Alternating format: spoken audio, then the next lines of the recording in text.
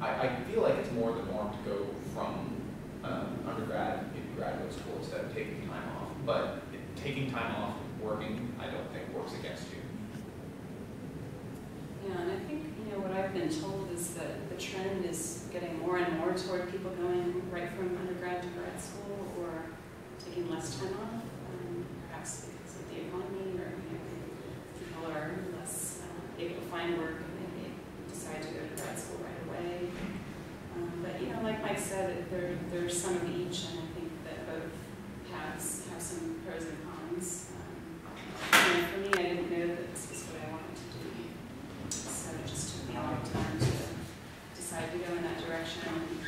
My work experience was in publishing and nonprofit work, and it wasn't directly related to psychology, but I was able to tie the skills that I learned. And life experience is also helpful when you're a therapist, to have some maturity and have gone through different experiences in life. So I think that programs like both types of applicants for different reasons. I kind of said it better. I mean, I think they like to have a variety, a mixture, because sometimes when you're working, you're bringing stuff to the program based on your experience. At San Francisco State, I noticed there was a smaller percentage of students that had gone directly from undergrad to grad school. A lot of people had already worked somewhat in the field. But I still think there's that chance to get accepted to plenty of graduate schools having little experience. So I think they like to see a mixture. I think for yourself, if you know maybe I need to get some hands-on experience to really explore, if you're a little undecided, is this what I want to do? It's a good idea to try to get some hands-on experience. I have a friend who completed the program and she went straight from undergrad and is now like, well, maybe I want to do interior design, you know? And she's just kind of like kicking herself because she feels like maybe I should have taken a little more time off.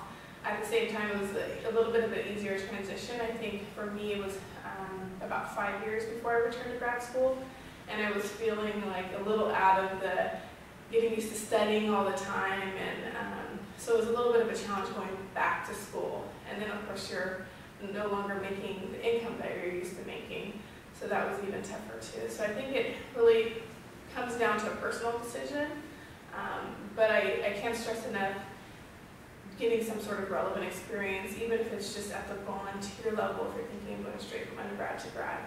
In my particular situation, I applied to both the school counseling and the college counseling specialty, and they only accepted me to the school because I only taught at the middle school level, so they thought I was a better fit based on my experience. And I had really nothing to talk about or show in my essay that actually I'd be a good fit for the college. Eventually I was able to transfer into the college, and here I am, but it's just an example of how it's important to have relevant experience. So it looks like we have our other guests here joining us. I'm not sure who's Brian and Dr. Holcomb. I'm Brian. Hi, Brian. If you want, you guys can join us up here. They actually just asked a pretty good question that might apply to you. They wanted to know, is it better to just go straight from your undergrad to graduate school or pursuing your PhD or PsyD, or should you take some time off and get some working experience? I don't know if you guys have kind of the stats or who you tend to accept. You want to take that? Well, let me introduce myself. Yeah. My name is Brian Evans. I'm the admissions person for Alliant International University for the Northern California region. So thank you, Renee. You're Renee. Yes, I'm Renee. Nice to meet you. Thank you for having us today. Sure. And this is Dr. Bill Holcomb. He's the program director Good to meet you. Nice to meet you. for our San Francisco campus. We're right up down on Beach Street across from Pier 39. So to answer the question, I guess, we accept students straight from their undergrad degree into the doctorate program. And that will get you on the licensure track that Dr. Holcomb will talk more about. But it's a 4-year program that can get you straight to the Doctor of Psychology degree, which then can then position you to get licensed if you want. So to answer your question, it's really, if you have experience, that might be some gravy on top of your application. Where that would be helpful is if your GPA isn't as strong maybe as, we prefer 3.0 and above. So if you're under 3.0, experience might come in and help strengthen your application a little bit. On the other hand, the challenge that I have found, I get calls from people all the time that have gone into working, and they get kind of comfortable in their whatever they're doing. Maybe it's not their ultimate career goal, but they're working, they've got some income, they start to develop a comfort level, and then they want to come back to graduate school, and it makes it a little challenging. So you kind of have to juggle that, you know. I'll let you expand more on that, but that's kind of the short answer, I guess. And we can get you a turn too, sorry. No, I can sit back there, that's okay. He's the expert, so. We take, like Brian said, we take undergraduates straight out of undergraduate school. And experience is good, but, you know, we want good students. And our students are all kinds. Actually, we're getting a lot of attorneys now that, you know, don't like being attorneys, so they come back to our school. And then we get some with master's degrees. But we don't, we also like undergraduates coming out of undergraduate school. We like the whole smattering, actually. And I think it's good when you have, you know, a very mixed group of students, because I think that diversity really helps. So I have a kind of a specific question. So I'm interested in applying to document programs.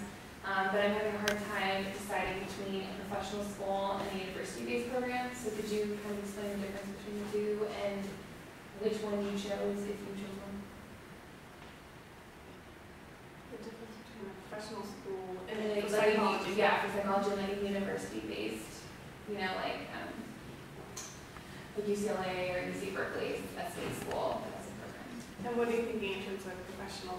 In terms of like, is there a difference in the course load? Is there a difference in the internships if you're clinical? Is there a difference in the instruction, research experience? What would be the benefit of one or the other? So like an institute versus.